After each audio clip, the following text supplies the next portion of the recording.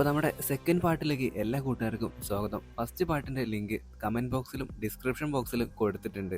അത് കണ്ടതിന് ശേഷം മാത്രം ഈ ഒരു വീഡിയോ കാണാനായിട്ട് ശ്രമിക്കുക. കഴിഞ്ഞ വീഡിയോയിൽ നമ്മൾ കണ്ടത് നിസയുടെ വായിൽ നിന്ന് പുറത്തേക്ക് ഒരു അട്ട വരുന്നതും അതിനുശേഷം നമ്മുടെ ഗലങ്ങിന്റെ ഉമ്മയെ അവൾ തുടച്ചുകൊണ്ടിരിക്കുമ്പോൾ അവൾക്കാണെന്നുണ്ടെങ്കിൽ ആ ഒരു ഉമ്മയെ പുതപ്പ് ഉപയോഗിച്ചിട്ട് കൊല്ലാൻ തോന്നുകയൊക്കെ ചെയ്യാണ്.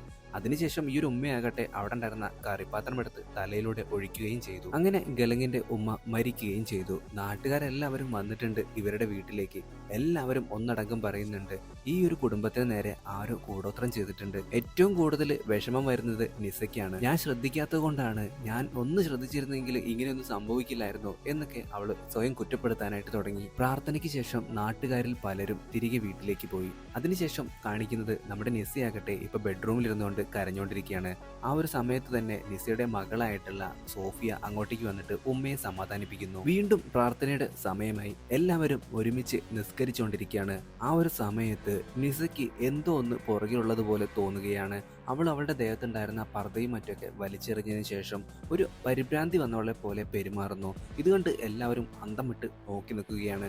അവളുടെ ദേഹത്തേക്ക് ഇപ്പോൾ ഒരു ജിന്ന് കടന്നുകൂടിയിട്ടുണ്ട്. നിസയാകട്ടെ മൃതശരീരം പുതച്ചിരുന്ന ആ ഒരു പുതപ്പെടുത്ത് അവിടെ നിന്ന് മാറ്റിയിട്ട് ആ ഒരു ശവത്തിന്റെ മഞ്ചലൊക്കെ തട്ടി താഴിടാനായിട്ടാണ് ശ്രമിക്കുന്നത്. ഗലങ്ങും മറ്റുള്ളവരും കൂടി ചേർന്നിട്ട് ഇപ്പൊ നിസയെ നിയന്ത്രിക്കാനായിട്ട് ശ്രമിക്കുന്നുണ്ട്. പക്ഷെ അവൾക്ക് ഒടുക്കത്തെ ശക്തിയായിരുന്നു ആ ഒരു സമയത്ത്. അങ്ങനെ നമ്മുടെ ഉസ്താദ് മുന്നോട്ടേക്ക് വരികയും ആ ഒരു ജിന്നിനെ താൽക്കാലികമായിട്ടാണെന്നുണ്ടെങ്കിലും നിസയുടെ ശരീരത്തിൽ നിന്ന് ഒഴിപ്പിക്കുന്നു. ഇത് കണ്ട് എല്ലാവരും പേടിച്ചു വിറച്ച് നിൽക്കുകയാണ്. നാട്ടുകാരിൽ പലരും ഈ ഒരു മരണ വീട്ടിൽ നിന്ന് ഇപ്പൊ പോകാൻ തയ്യാറാവുന്നു. കാരണം ഇവിടെ നിന്നിട്ടുണ്ടെങ്കിൽ അവരുടെ ദേഹത്തേക്കും കയറുമോ എന്നുള്ള പേടി അവർക്ക് നല്ല രീതിയിലുണ്ട്. ഉസ്താദ് ഇങ്ങനെ വേണ്ട കാര്യങ്ങളൊക്കെ നമ്മുടെ ഗലങ്ങിനെ പറഞ്ഞ് മനസ്സിലാക്കുകയാണ്. വീണ്ടും ആ ഒരു ജിന്നെ നിങ്ങളെ തേടിയെത്തേക്കാം. അതിന് മുമ്പായിട്ട് തന്നെ നമുക്ക് ഉമ്മയുടെ ശരീരം അടക്കം ചെയ്യണം. രാത്രിക്ക് രാത്രി അവരങ്ങനെ പള്ളിക്കാട്ടിലേക്ക് പോവുകയാണ്. ചടങ്ങുകളെല്ലാം കഴിഞ്ഞ് ഗലങ്ങ് തിരികെ വീട്ടിലേക്ക് തിരിച്ചെത്തി. പക്ഷെ അവൻ ഉറങ്ങാനായിട്ട് കഴിയുന്നില്ല. പിന്നീട് എപ്പോഴും അവൻ ഉറങ്ങിപ്പോയി. എന്തോ ഒരു സൗണ്ട് കേട്ടിട്ട് അവൻ എഴുന്നേൽക്കുന്നു. താഴത്തെ നിലയിൽ നിന്നാണ് അവൻ അങ്ങനെ പതിയെ താഴോട്ടിറങ്ങി. പർദ്ദ ധരിച്ചിട്ടുള്ള ഒരുപാട് സ്ത്രീകള് എന്തോ തരത്തില് ഇങ്ങനെ ആടിക്കൊണ്ടേയിരിക്കുകയാണ്. അതൊക്കെ തന്നെ ജിന്നുകളാണെന്ന് ഇവന് മനസ്സിലായി. അവരുടെ നടുവിലായിട്ട് ഒരു ശവത്തെയും കിടത്തിയിട്ടുണ്ട്. പെട്ടെന്ന് കോണിപ്പടിയിൽ നിന്ന് താഴേക്ക് വീഴുകയാണ് നമ്മുടെ ഗലങ്ങ്. പിന്നീട് അവൻ കണ്ണു തുറന്നു നോക്കുമ്പോൾ അവനൊരു ശവമായിട്ട് അവിടെ കിടക്കുകയാണ്. അവന് ചുറ്റിലുമായിട്ട് ഒരുപാട് ജിന്നുകൾ എന്തൊക്കെയോ ചൊല്ലിക്കൊണ്ടിരിക്കുകയാണ്. എഴുന്നേറ്റ് ഓടാനായിട്ട് ഇവന് തോന്നുന്നുണ്ട്, പക്ഷെ സാധിക്കുന്നില്ല. കാലും കൈയൊക്കെ മരവിച്ച പോലെയാണ്. കൂട്ടം തെറ്റിപ്പോയ ജിന്നുകൾ പോലും ഇവനും ചുറ്റിലും ഇരുന്നിട്ട് എന്തൊക്കെയോ തരത്തിലുള്ള പ്രാർത്ഥനകളൊക്കെ നടത്തുന്നു. പേടിച്ചിരണ്ട ഗലങ്ങാകട്ടെ ഒച്ചത്തില് നിലവിളിച്ചു. അവന്റെ കണ്ണ് കാണാത്ത മകളായിട്ടുള്ള സോഫിയ ഇപ്പൊ അവന്റെ തൊട്ടടുത്തുണ്ട്. ഈ ഒരു പ്രേതങ്ങളെയും ജിന്നുകളെയും ഒന്നും അവിടെ കാണാനില്ല. നിസ പറയുന്നതിലും കാര്യമുണ്ടെന്ന് ഇപ്പൊ ഗലങ്ങിന് മനസ്സിലായി. ഉറങ്ങാതെ സോഫയിലിരിക്കുന്ന നിസയുടെ അടുത്തേക്ക് ഗലങ്ങ് പോവുകയാണ്. എന്നിട്ട് നീ പറഞ്ഞതിലൊക്കെ കാര്യമുണ്ട്, നമുക്കൊരു ഉസ്താദിനെ വീട്ടിലേക്ക് കൊണ്ടുവന്ന് വേണ്ട കാര്യങ്ങളൊക്കെ ചെയ്യാം. ഇത് കേട്ടപ്പോ നിസയ്ക്കും സമാധാനമായി. അടുത്ത ദിവസം തന്നെ പള്ളിയിലേക്ക് നമ്മുടെ ഗലങ്ങ് പോയിട്ട് ഉസ്താദിനെ കണ്ട് കാര്യങ്ങളെല്ലാം അവതരിപ്പിച്ചു. പലതരത്തിലുള്ള ജിന്നുകളുണ്ട്, അതുങ്ങളെയൊക്കെ നേരിടുന്നത് വളരെ പ്രയാസമാണ്. എങ്കിലും വിശുദ്ധമായിട്ടുള്ള കുറച്ച് ജലം ഉസ്താദ് നമ്മുടെ ഗലങ്ങിനെ ഏൽപ്പിച്ചു. എന്തെങ്കിലും പ്രശ്നം ഉണ്ടാവുകയാണെന്നുണ്ടെങ്കിൽ ഇത് ഉപയോഗിക്കണം എന്നും അവനോട് പറയുന്നു. ഇതേ സമയം അടുക്കളയിൽ ജോലി ചെയ്യുന്ന നമ്മുടെ നിസ പെട്ടെന്ന് ഒരു ശബ്ദം കേൾക്കുകയാണ്. മരിച്ചു പോയിട്ടുള്ള ഗലങ്ങിന്റെ ഉമ്മയുടെ റൂമിൽ നിന്ന്.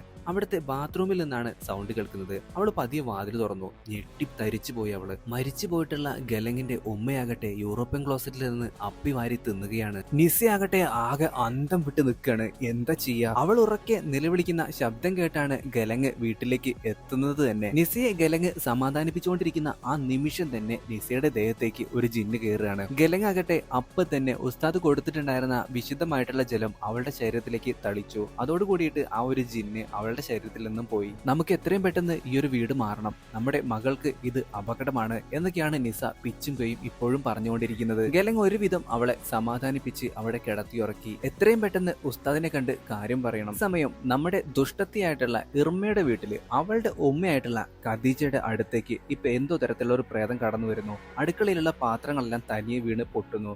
അതാണെന്നുണ്ടെങ്കിൽ ഈ ഒരു ഉമ്മ ഒരു ബോധവുമില്ലാതെ എടുത്ത് പച്ചയ്ക്ക് അതായത് കുപ്പിച്ചിലേക്ക് എടുത്ത് കഴിച്ചുകൊണ്ടിരിക്കുകയാണ്. അതോട് കൂടിയിട്ട് പുള്ളിക്കാരുടെ തൊണ്ടൊക്കെ ആകെ പണിയായി. ആ ഒരു നിമിഷം തന്നെ പുള്ളിക്കാരി മരണപ്പെടുകയും ചെയ്തു. മക്കളായിട്ടുള്ള ഇർമയും വുലാനും വരുമ്പോൾ ഇവരുടെ ഉമ്മ മരിച്ചു കിടക്കുന്നതാണ് കാണുന്നത്. ഇർമയ്ക്ക് ഇപ്പൊ നല്ല കുറ്റബോധമുണ്ട്. എല്ലാം എന്റെ പിടിവാശി കൊണ്ട് സംഭവിച്ചത് പോയതാണ് എന്നൊക്കെ പറഞ്ഞ് അവൾ സ്വയം കുറ്റപ്പെടുത്താൻ തുടങ്ങി. അനിയത്തിയായിട്ടുള്ള വുലാനാകട്ടെ ഇപ്പോഴും അവൾക്ക് സപ്പോർട്ടായിട്ടാണ് നിൽക്കുന്നത്. മരണാനന്തര ചടങ്ങുകൾക്കൊക്കെ ശേഷം നാട്ടുകാരൊക്കെ തിരികെ പോയി. വുലാനാകട്ടെ ചേച്ചിയോട് ഇപ്പൊ പറയുന്നുണ്ട് ആ ഒരു മന്ത്രവാദിയെ കണ്ട് ആ മന്ത്രവാദവും കറ്റുമൊക്കെ തിരികെ പിൻവലിക്കാനായിട്ട് പറയണമെന്ന്. പക്ഷെ അങ്ങനെ ചെയ്തിട്ടുണ്ടെങ്കിൽ കൂടുതൽ അപകടം വരും എന്നാണ് ഇപ്പോ നമ്മുടെ ഇർമ പറയുന്നത്. ഈ സമയം തന്റെ മകളായിട്ടുള്ള സോഫിയയുടെ അടുത്തിരിക്കുകയാണ് നിസ. പെട്ടെന്ന് നിസയ്ക്ക് എന്തോ തരത്തിലുള്ള ഒരു പരിഭ്രാന്തി വരുന്നു. അവളാകട്ടെ അവിടെ ഉണ്ടായിരുന്ന ഒരു ചെയറിന്റെ മുകളിലേക്ക് ഷാളുമിട്ട് കെട്ടിത്തൂങ്ങി മരിക്കാനായിട്ട് പോവുകയാണ്. എന്തു ഭാഗ്യത്തിന് അപ്പോഴേക്കും ഗലങ് അങ്ങോട്ടേക്ക് ഓടിയെത്തി അവളെ രക്ഷിച്ചു. ഇനി എന്തായാലും വൈകിക്കൂടാ. അങ്ങനെ ഉസ്താദ് വീട്ടിലേക്ക് എത്തി ഗലങ്ങിനോട് കുറെ കാര്യങ്ങൾ പറഞ്ഞു. നമുക്ക് എത്രയും പെട്ടെന്ന് ഒരു പ്രാർത്ഥന നടത്തേണ്ടതായിട്ടുണ്ട്. അത് കുറച്ച് കഠിനമാണ്, ചിലപ്പോ ജീവൻ തന്നെ നഷ്ടപ്പെട്ടേക്കാം. പക്ഷേ നമുക്കത് ചെയ്തേ പറ്റുള്ളൂ. ഈ ഒരു കുടുംബത്തെ രക്ഷിക്കണമെങ്കിൽ അതാണ് ഏകമാർഗം. ഉസ്താദ് അങ്ങനെ ഗലങ്ങിന്റെ വീട്ടിൽ നിന്ന് തിരികെ പോയി. അപ്പൊ തന്നെ ഒരാള് ഈ ഒരു വീട്ടിലേക്ക് വന്നു. മറ്റാരുമല്ല, ഇർമയും അവളുടെ സഹോദരിയായിട്ടുള്ള വുലാനും. ഇതെല്ലാം തന്നെ ഞാൻ കാരണമാണ് സംഭവിച്ചത്, എനിക്ക് നീ മാപ്പ് തരണം എന്നൊക്കെ ഗലങ്ങിനോട് ഇർമ പറയുകയാണ്. ഓഹോ, നീയാണല്ലേ ഇതിനെല്ലാം പിന്നില്, എന്റെ കുടുംബം നിന്നോട് എന്ത് തെറ്റ് ചെയ്തു എന്നൊക്കെ പറഞ്ഞ് ദേഷ്യം പിടിച്ച് ഗലങ് വീട്ടിലേക്ക് തന്നെ തിരികെ കയറുന്നു. ഈ ഒരു സംഭവത്തിന് ശേഷം ഇർമയും വുലാനും വീട്ടിലേക്ക് തിരികെ പോയി. മേശയുടെ അരികിലിരിക്കുന്ന വുലാന്റെ സ്വഭാവത്തില് എന്തൊക്കെയോ മാറ്റങ്ങൾ വരുന്നത് ഇപ്പൊ നമ്മുടെ ഇർമ കാണുകയാണ്. പെട്ടെന്ന് അവളുടെ ദേഹത്തേക്ക് ഒരു ജിന്ന് കയറുന്നു.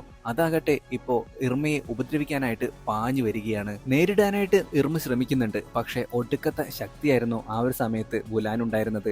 ഇവളെങ്ങനെ ഓടിപ്പോയിട്ട് അവളുടെ റൂമിൽ കയറി കതകടച്ചു. അത് തള്ളി തുറക്കാനായിട്ട് ഈ ജിന്ന് ശ്രമിക്കുന്നുണ്ട്. പക്ഷെ ഇവള് പിടിച്ചു നിന്നു. കുറച്ചു നേരം കഴിഞ്ഞപ്പോ സൗണ്ട് ഒന്നും കേൾക്കുന്നില്ല. അങ്ങനെ നമ്മുടെ ഇർമ പുറത്തേക്ക് ഇറങ്ങി. അപ്പൊ തേണ്ടടാ വുലാന്റെ ദേഹത്ത് കയറിയിട്ടുള്ള ആ ഒരു ജിന്ന് വീണ്ടും ഇവളുടെ പിന്നാലെ ഓടുന്നു. ഇർമ ഒന്നും നോക്കില്ല, വേഗം വീടിന് പുറത്തേക്ക് ഓടി. ഇവരുടെ വീട്ടുമുറ്റത്തായിട്ട് ഒരു പടുകൂറ്റൻ വൃക്ഷമുണ്ടായിരുന്നു. അതിന്റെ അടുത്തെത്തിയപ്പോ ഈ ഒരു വുലാന്റെ ദേഹത്ത് കയറിയിട്ടുള്ള ജിന്ന് അവിടെ നിൽക്കുന്നുണ്ട്.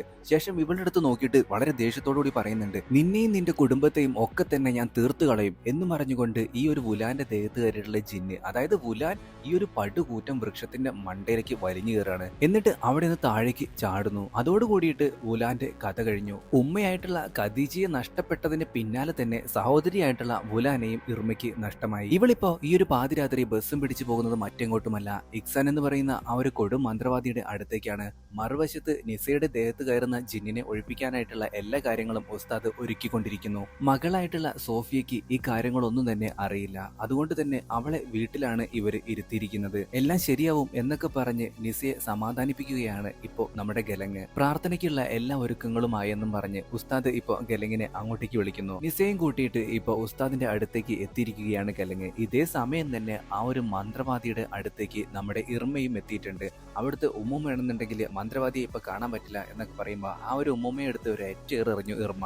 അതോടുകൂടിയിട്ട് ഉമ്മുമ്മാന്റെ കഥ കഴിഞ്ഞു. അകത്തേക്ക് കയറിയ ഇർമയ്ക്കാണെന്നുണ്ടെങ്കിൽ ഈ ഒരു മന്ത്രവാദിയെ കണ്ടെത്താനാവുന്നില്ല. മറുവശത്ത് നിസയുടെ ദേഹത്തേക്ക് ജിന്ന് വീണ്ടും കയറുന്നതും കാണിക്കുന്നു. അള്ളാഹുവിനോട് പ്രാർത്ഥിച്ച് ഇവര് പലതരത്തിലുള്ള മന്ത്രങ്ങളും തന്ത്രങ്ങളും ഒക്കെ ചൊല്ലുന്നുണ്ടെങ്കിലും ഈ ഒരു ജിന്നിനെ തളയ്ക്കാനായിട്ട് ഇവർക്ക് കഴിയുന്നില്ല. എനിക്ക് തന്ന വാക്ക് പാലിക്കാതെ ഈ ഒരു കുടുംബം മുടിക്കാതെ ഞാൻ എങ്ങോട്ടും പോവില്ല എന്നാണ് ജിന്ന് അപ്പോഴും ഉറപ്പിച്ച് പറയുന്നത്. ഉസ്താദിനും ബാക്കിയുള്ളവർക്കും എന്താണ് കാര്യമെന്ന് പിടികിട്ടുന്നേയില്ല. ഉസ്താദിന്റെ കയ്യിൽ ഒരു മന്ത്രവടി ഉണ്ടായിരുന്നു. അത് വെച്ചിട്ട് നിസയുടെ തലക്കടിച്ചിട്ടുണ്ടെങ്കിൽ ഈ ഒരു ജിന്ന് പമ്പ കിടക്കും എന്നാണ് അയാൾ പറയുന്നത്. പക്ഷെ അതിനായിട്ട് നമ്മുടെ ഗലങ് സമ്മതിക്കുന്നില്ല. എന്റെ ഭാര്യയ്ക്ക് അപകടം പറ്റും എന്നാണ് അവൻ പറയുന്നത്. പക്ഷെ ആ ഒരു തക്കത്തിന് ഈ ഒരു ജിന്നാകട്ടെ ബാക്കിയുള്ളവരൊക്കെ ഉപദ്രവിക്കാനും തുടങ്ങുന്നു. മറ്റു വഴിയില്ലാതെ ഗലങ് ആകട്ടെ അതിന് സമ്മതിക്കുകയാണ്. ഇതേ സമയം തന്നെ ഇക്സാൻ എന്ന് പറയുന്ന ആ ഒരു മന്ത്രവാദിയുടെ വീട്ടില് അങ്ങോട്ടേക്ക് പോയിട്ടുണ്ടായിരുന്ന ഇർമയുടെ ശരീരം മൊത്തം ഇങ്ങനെ ഒടിയാനായിട്ട് ആരംഭിച്ചു. അതായത് കാലും കൈയും ഒക്കെ ഇങ്ങനെ വളഞ്ഞ് പൊളഞ്ഞ് അവള് അതിക്രൂരമായിട്ട് അവിടെ വെച്ച് കൊല്ലപ്പെടുകയാണ്. മറുവശത്ത് ഉസ്താദാകട്ടെ നിസയുടെ ദേഹത്തുണ്ടായിരുന്ന ആ ഒരു ജിന്നിനെ ഒഴിപ്പിച്ചു. അപ്പോഴാണ് ഇവർക്ക് മറ്റൊരു കാര്യം മനസ്സിലാകുന്നത്. യഥാർത്ഥത്തില് നിസയുടെ ദേഹത്തല്ല ജിന്നുള്ളത്, ഇത് സോഫിയയുടെ ദേഹത്തായിരുന്നു. സിനിമയുടെ ഒരു മധ്യഭാഗത്തായിട്ട് നിങ്ങൾക്ക് ഓർമ്മയില്ലേ, സോഫിയക്ക് വയറ് വേദനിക്കുന്നുണ്ടെന്ന് അവൾ ഉമ്മയായിട്ടുള്ള നിസയോട് പറയുന്നത്. അന്നത്തെ ദിവസം അവൾ ആദ്യമായിട്ട് പീരിയഡ് ആയിട്ടുണ്ടായിരുന്നു. ഉണ്ടായിരുന്നു, അവളുടെ പേടാണ് ആ ഒരു ബാത്റൂമിൽ കിടന്നിരുന്നത്. അതാണ് ഇർമ അന്ന് എടുത്തു കൊണ്ടുപോയിട്ട് മന്ത്രവാദിക്ക് കൊടുത്തത്. അതായത് സോഫിയയുടെ ബ്ലഡ് റിലേറ്റഡ് ആയിട്ടുള്ള എല്ലാ റിലേറ്റീവ്സും തീർന്നു പോകും. ഇർമ വിചാരിച്ചത് എന്താ, അത് നിസയുടെ പേടായിരിക്കും എന്നാണ്. മൊത്തത്തിൽ അങ്ങോട്ടും ഇങ്ങോട്ടും മാറിപ്പോയി. അതുകൊണ്ടാണ് ഗലങ്ങിന്റെ ഉമ്മയും അതുപോലെ തന്നെ ഈ ഒരു ഇർമയുടെ ഉമ്മയും ഇർമയുടെ സഹോദരിയും ഒക്കെ മരണപ്പെട്ടത്. ഇപ്പൊ ദേ ആ ഒരു ജിന്ന് സോഫിയയുടെ ദേഹത്ത് കയറിയിട്ട് നമ്മുടെ ഗലങ്ങിനെയും കൊല്ലാനായിട്ടാണ് വന്നിരിക്കുന്നത്. അങ്ങനെ ഗലങ്ങിന്റെയും കഥ കഴിഞ്ഞു. ഉസ്താദ് താൽക്കാലികമായിട്ടാണെന്നുണ്ടെങ്കിലും സോഫിയയുടെ ദേഹത്ത് നിന്ന് ജിന്നിനെ ഒഴിവാക്കി. പക്ഷെ ഈ ഒരു അപകടത്തിൽ നിന്നൊക്കെ രക്ഷപ്പെട്ടിട്ടുണ്ടായിരുന്ന നിസ ആകട്ടെ ഇപ്പോ ആശുപത്രി കിടക്കയിൽ കിടക്കുമ്പോൾ അങ്ങോട്ടേക്ക് മകളായിട്ടുള്ള സോഫിയ വരുന്നുണ്ട്. ആ ഒരു സോഫിയ ആകട്ടെ ഇനി എന്താ ചെയ്യാൻ പോകുന്നത് ഞാൻ പറയണ്ടല്ലോ, സ്വന്തം ഉമ്മയെയും അവൾ ഇല്ലാതാക്കുമെന്ന് ഉറപ്പാണ്. ഇങ്ങനൊരു സീനും കാണിച്ചുകൊണ്ടാണ് നമ്മുടെ ഇന്നത്തെ സിനിമ അവസാനിക്കുന്നത്. വീഡിയോ ഇഷ്ടപ്പെട്ടെങ്കിൽ ലൈക്ക് ചെയ്യാനും ഷെയർ ചെയ്യാനും മറക്കരുത്. പുതിയൊരു വീഡിയോ ആയിട്ട് നമുക്ക് വീണ്ടും കാണാം. Tata, bye bye.